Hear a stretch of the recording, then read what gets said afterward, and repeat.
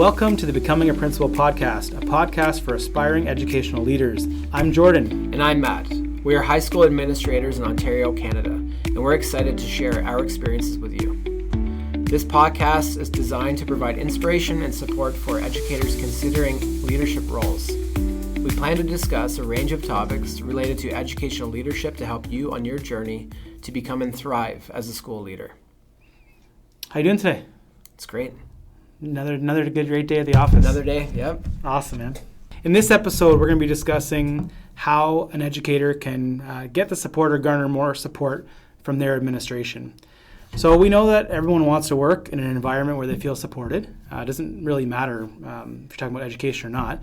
Any workplace, you'd probably want to feel supported by your superior or boss. And we talked about the concept of 360 leadership before, and what it really means is that you have the ability to lead those below you, beside you, and above you from an org chart standpoint. And some people don't always recognize that they have the power to do this. So if you want to be supported by your boss, there are things that you can do, and we're going to be discussing some of those today. Just a few stats before we go into some questions back and forth with each other here. So there's a survey by Predictive Index that discovered some very interesting stats about how people feel supported in the workplace. So I'll just read a few of them to you before we go into some questioning here. So the first one is that 80% of employees feel that they can approach their boss with problems, and 11% believe that they just can't do that. 67% of employees feel that they can make a mistake at work without their manager holding it against them, where 15% disagree with that sentiment. That's pretty substantial. What do you think, Matt? Yeah, are these across all fields, or are we talking about education right here? These are all fields. Okay. Yeah. Okay. So it's good to know. Yeah, it does make sense, and you can kind of, we'll talk about it later in terms of how that might look in the education setting as well. 75% of employees feel that they can easily approach their manager to ask for help, and another 15% do not feel this way. Interesting, right? Very. Yeah. It's super interesting. And you can see how this could manifest itself in a lot of workplaces. A few more stats, we'll go through them, we'll go into some questions. 59% of employees feel their manager would never act in a way to undermine their efforts, while 24% believe that their manager would act that way. That's a pretty scary alarming. Number. That's alarming. Scary. A quarter, almost. I'm not a math guy, but there you go. Almost a quarter. You nailed it. Wow, that they'd undermine them. 70% of employees feel that their manager values their unique skills. Another 15% don't think their skills are valued by their manager. Obviously, that would create some, a tough work culture for some people. And the last stat I'll read before we go into some questioning is that 43% of employees don't believe their manager plays favorites, while a staggering 33.4% said that their manager plays favorites. I wonder how they got there. Yeah. Maybe it's a perception thing. Yeah. But perception is reality. That's right. And that probably has an impact on how employees operate in the workplace, right? There's going to be truth to all of it. Absolutely. Yeah. So before we get into some of the questions, I'm going to say first that the default stance from administrators, myself included and Matt included, should be that we're going to try and be supportive of staff as a default baseline position. So I do feel that's important, and Matt would probably echo that's kind of like home base. Is part of leadership of a school to establish an environment in which people feel that they are supported and psychologically safe. And that can look different in each specific situation. However, there are also things that teachers or staff can do to help garner even more support with administrators and build trust with them as well. And I know that Matt and I, from personal experience as teachers and educators, probably had some things that we felt that we did well to garner more support, and maybe things that we could have done better as well. We'll reflect on those today. Yeah. So Matt, first question for you. As a teacher, what are some things that you did to help garner the support or get support of your administration? That's a good question. So I got to go back a couple of years, eh? You do. As I reflect on that, I think I was just sharing, I was open with my administration as to what I was up to, right? I think having that transparency and sharing your vision with the things that you're trying to do in your classroom or as a department head, right? So you have people on board, because I think you need to make sure that you have the support of the right people, especially when you're trying to create change and make improvements. You're not going it alone, and I think it's a good thing to make sure people know what you're up to, and then, because it's going to happen, you're going to need the support of them at some time, Like something's going to come up where you're going to say, you know what, I really need you to back me up on this one, or I need you to help me have a conversation with, a parent or another teacher or whatever that might be. And I don't think anybody wants to go into that blind. That's uncomfortable, right? So just making sure that they're in the loop and sharing with them what you're trying to do and why it might be better for kids. I think that was successful. That's a great point. I think, from an administrative standpoint, we probably maybe see this a little bit differently now in our new roles. Yep. But, I think definitely you and I, we think about how we can help people improve and support their visions as well. And we take that responsibility very seriously. But at the same time, in a larger school, larger organization, sometimes, I know it sounds pretty crass, but you might be fighting for attention, just as a straight, input versus output thing in terms of management of time. Yep. How do you, as a teacher, kind of, ensure that you have that person sort of in your corner? And I think of what you said as a great point. But I do think it takes some courage on an educator's standpoint to come forward with some things to an administrator. Yeah. Right? Especially as it relates to career development.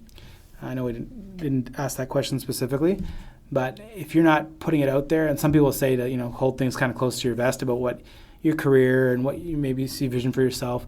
But if you don't share those, how are you going to get any support, right? Yeah. So what do you think about that? Yeah, absolutely. Like it's not like I get that can be kind of an uncomfortable conversation, especially if you're not ready. But I think you letting people in and allowing them a chance to mentor you and giving them an opportunity to provide you with feedback, that's only going to benefit you in the long run, right? So how would you say that you received that support from an administrator in the past? And my question would be, was it like you approached them thinking that you were interested in leadership, or they were kind of pulling you into leadership? And how did different administrators maybe handle you along your path to... Oh, geez, you're coming with all the heavy questions today. That's right, yeah. Wow, I didn't even think about this. All right, so you know what? It was getting pulled into that formal leadership for sure. I didn't necessarily see myself that way, but the best thing that those people did was ask more questions of me. Absolutely. I was thinking, I had a direction and where I wanted to take people as a program head, right? And them saying, hey, have you considered this? Hey, have you thought about how you're going to go and roll it out in this way? And have you anticipated some of those questions you're going to come across? Where I was really thinking to myself, like, no, I haven't thought about any of those things. I was just going to go and do it, right? So definitely lean on other people's expertise, knowing that, they lead this on a school level, or they're in those positions because likely they've led some sort of initiative in their school and they've got experience with that. And I think it's just an opportunity to make sure you lean on that experience. And when they ask you those, thought-provoking, reflective questions, it's an opportunity to say, you know what, like, maybe I got to refine my plan or tighten it up, or, lean on some other people to make sure it goes well, right? What about you there, Jordan? So yeah, I think that kind of like you said, it was a bit of both. Like I think I had an interest in it. I always had an interest in I questions kind of outside of my own little world of my teaching role, that I thought about bigger picture all the time. So I think I just kept asking questions to people that were either my boss or further up, because I just had a curiosity. So it pulled me into conversations where people might have thought, oh, maybe you should be, if you got that many opinions about that, maybe you should be a leader. Right. So it's kind of funny when you start asking lots of questions and being curious. We're like, well, why don't you come and give it a try? Can I just jump in for a sec too? And I think you brought an element that, I'm only going to bring this up because you're kind of talking about it, is, you didn't just come with I don't want to say complaints, but right. like problems. That's right. You're also arriving with solutions and wanting right. to try something. Absolutely. Right? Yeah. Yeah, I think that's that's part of what we'll get into next. But for sure, I think it's a bit of give and take. So we talk a lot about leadership development, for example, and how we kind of find people to tap to do activities or to take on initiatives and foster that leadership. But and I would say earlier in my career, I thought that was very important. Like you needed someone to see that in you and call you into it. And I do agree with the call of leadership, but I also think that you kind of have to be upfront too and have the courage to sometimes take the first step to even open the door for a conversation, right? Yep. Like some people, you might be working for a leader that maybe is not as experienced or as adept at leadership development, and their mindset is somewhere else. So if you work in one of those settings, maybe that's not the main focus of the leader that you're working for. So if you don't have that person, you kind of got to make your intentions known some way. Right. So, and I think I've worked for different leaders that I had to make my intentions known in a very specific way for some of them, and for others, they're like, you should be doing this or that. Like they're very in tune with that. Right.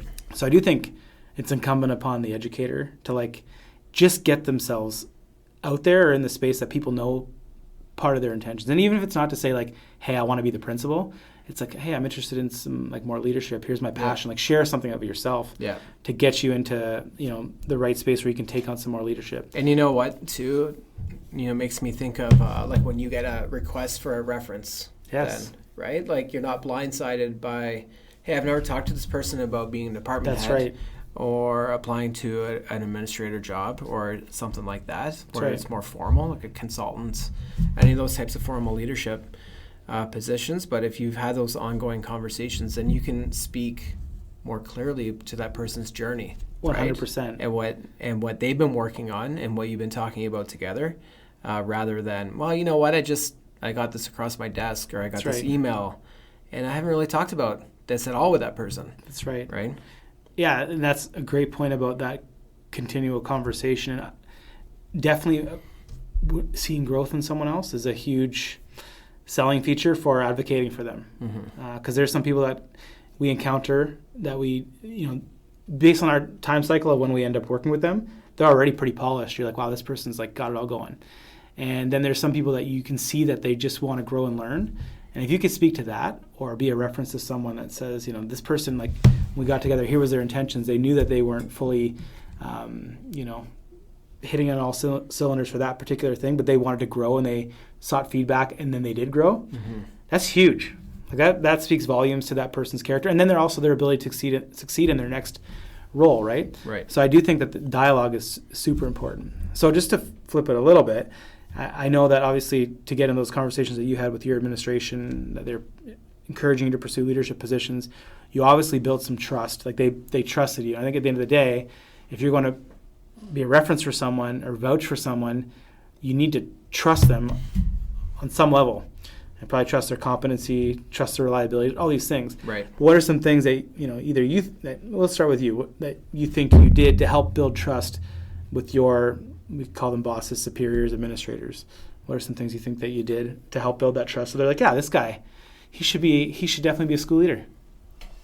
I think, you make yourself available, right? When somebody asks you to do something, like you're available there, first off, right? You're open to have those conversations. And again, like it's really just about communication, right? I think, and I kind of talked about it already, but you're become solution oriented. So you're looking for maybe gaps in your school or gaps in your department or your class, whatever that might be, and trying to think about, there's something missing here. How can I support the school and close this gap? Like really, solve this problem or help students in a certain way. And then you start to connect with different people, and they just start to realize, like, hey, you know what, Jordan, he's starting to like do some work in this area. And then probably an opportunity comes up. They probably go and ask you then, like, hey, Jordan, like I noticed you doing X, Y, Z. Can you help me now with this? I see a connection here. Or can you go and talk to somebody else? And they just see that, because they're working on a similar problem, and they start to see, like, you know what, I can rely on this person to do this because they're trying to make our school better, right? So you're working on a problem, you become available, and you're communicating with them openly. I think, those are all things that we can all do as educators to make ourselves seen and gain the trust of some other people. Yeah, those are great points. I wasn't thinking of some of those. Those are great. Those are great points. And then I guess to flip that, you're probably going to say similar things, but is there anything that you can say that people that you've worked with so far in your almost one school year in the role as vice principal that you've really appreciated and made you maybe not see someone in a different light, but really felt like, okay, like this person wants to put in some work to better themselves and become a better leader or a better teacher. It doesn't have to be a leader necessarily. That has helped you go, I'm going to go to I'm going to go to bat for this person. Yep. And how have they shown you that? So what have they shown you to help you give that like kind of unequivocal support? Yeah. I don't want to reiterate the same thing I'm already saying, but again, it's like the people are already being open with me as to what's going on, right? So they're already sharing like, hey, I'm trying to do this thing in my class. Do you want to come? They invite you in, right? Do you want to come and look at this? Do you want to give me feedback on how I'm going to approach my department? You know, we have program heads in our school who are really open with, hey, I'm going to try this in our department. Can you give me some feedback on how things are, how you see it, or how it might go, or what my next steps might be? I think, honestly, that open line of communication for me is so important. I value that so much, where I'm not just in the dark as to what's going on.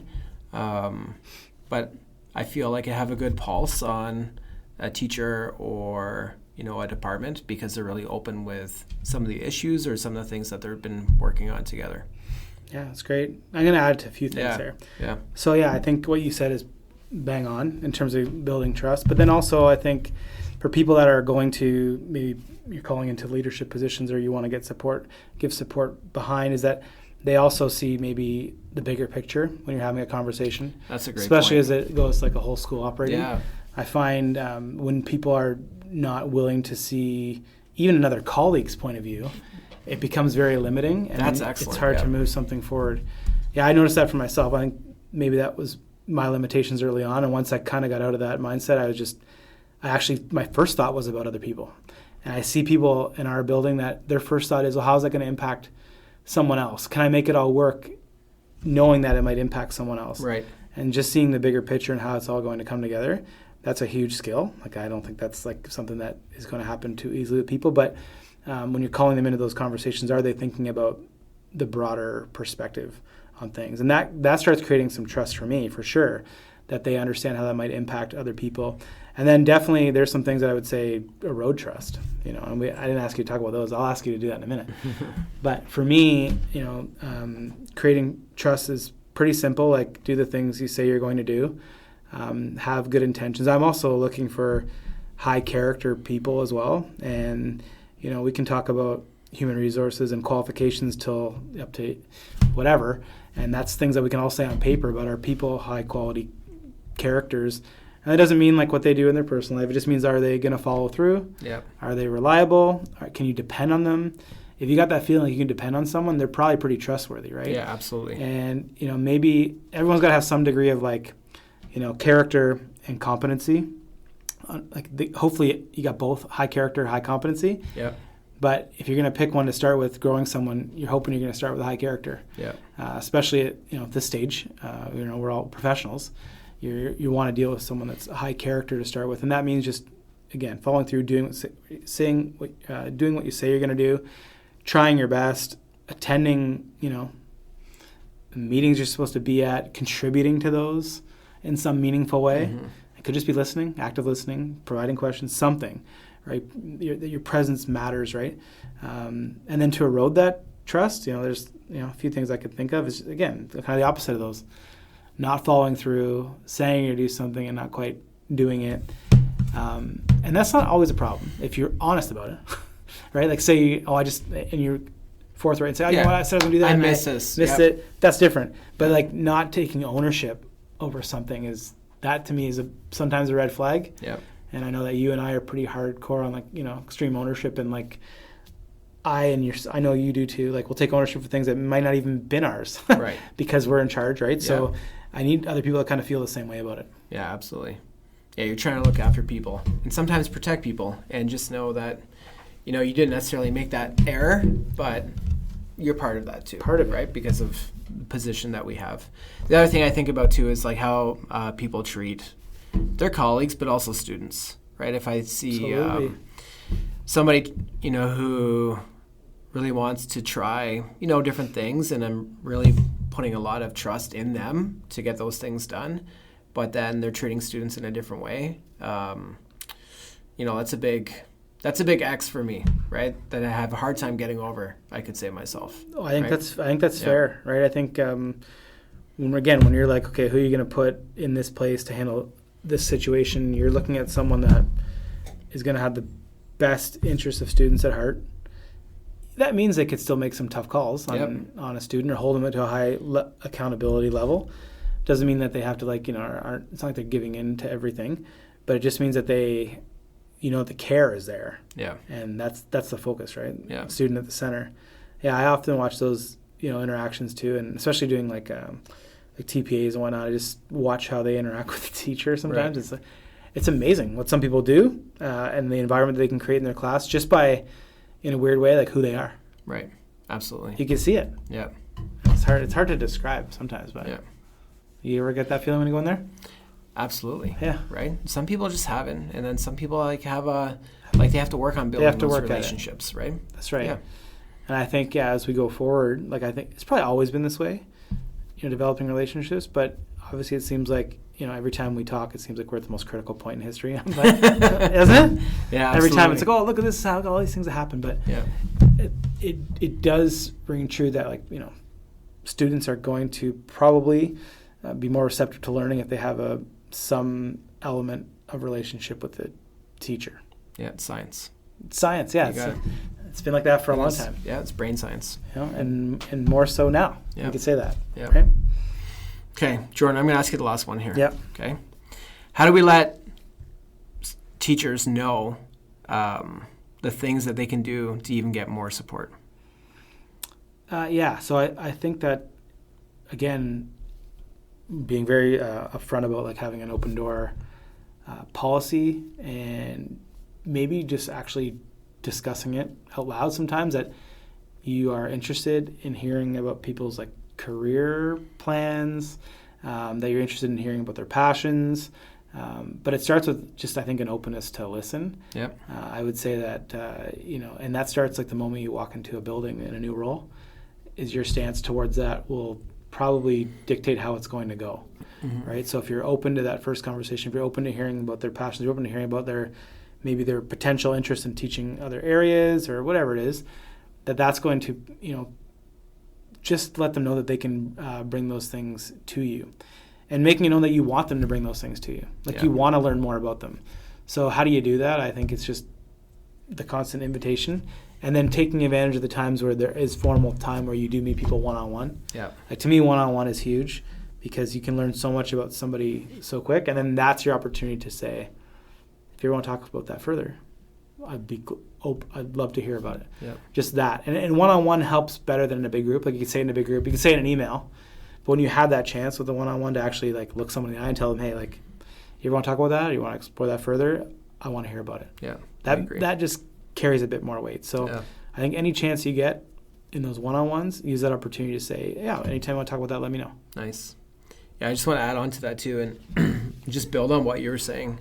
And, we're in a different position too because, the roles that we've had and where we've been, we're connected to different people as well. Mm-hmm. And I just think about when you hear about an educator who wants to do something or they are trying something in their classroom, thinking about how we can connect them to somebody else. We all know people at different schools or within our school, we have an idea of what's happening across the departments, which is great. And then we can connect people with consultants or, somebody who has some funding or a new, bursary that's coming, not a bursary, a new, set of money or a grant that's coming out that we can connect them with. And then they say, hey, you know what, these people are looking out for me and they've got my back. And then, it gives them a chance to build that trust with you even more. And then you're going to be able to look to them in the future to say, hey, you know what? I really appreciate what you did. And this person now, they're trying something else. Can you help mentor them along the way, right? It's just really paying it forward for that person so they can become somebody else's person. That's a great point. Yeah, we didn't touch on that until just now about the aligning resources, right, to initiatives in the school. That's a huge one. Yeah, because that's a really, podcast episode. That's a whole, we'll say that for another one. It is. Yeah, we'll say that for another one. Especially at the time of year we're at. Hey, you're doing a lot of that right now, aren't you? Yeah, it's money time. Yeah. It's money time. It's time to spend the money. That's right. Or see that we spent too much. One or the other. We'll find out. But no, it's the best time of the year. It's like Christmas. For a lot of people. Yeah, it is. Yep. Okay, thanks, man. That was awesome. Yeah, thanks. All right. Thanks for listening to Becoming a Principal podcast. We're grateful for the time again that you spent with us, and we hope we've been helpful in some way to you. be sure to check out our Instagram at Becoming a Principal Podcast. Have a great day, everyone.